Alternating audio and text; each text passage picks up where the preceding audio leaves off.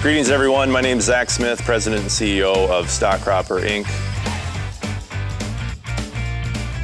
Stockcropper is my new startup company that's focused around the concept of a autonomous solar-powered mobile grazing system that takes a completely different approach to production agriculture, especially of animal proteins in conjunction with row crops happening dynamically in the field at the same time. We call our barns the cluster clucks. And they're a lot of fun. They're like what they sound. They're a four-ring animal circus on wheels. So the idea of the Stockcropper was born out of necessity between three farmers, myself, Sheldon Stevenmer, and Lance Peterson. And we were trying to find a solution out of the conundrum of commodity prices well below the cost of production a couple of years ago. And so we wanted to find an alternative solution where we could have a system that produced something other than a commodity, high value, something very clear and concise to consumers. And that's how we came up with the idea of this thing we call the Stockcropper. Some of the biggest challenges are just having the courage to kind of step outside the comfort zone, to put yourself out there. You know, we launched a YouTube channel with this wild idea. We didn't know how we would be judged for that. I'm starting something that's kind of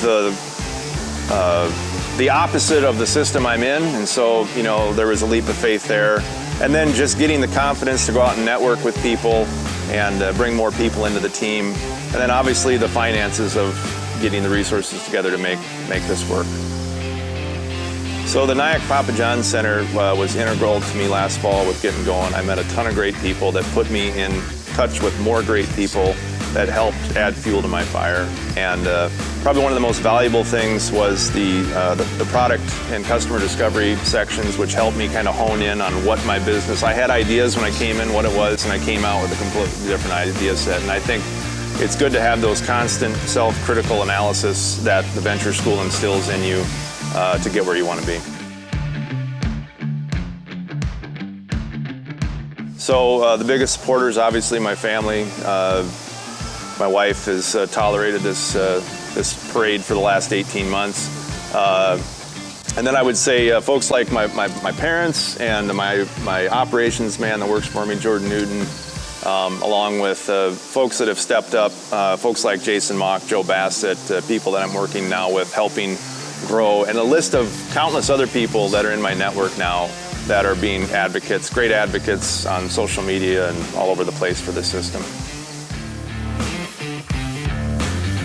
The best advice is to put a high value on the power of people and networking.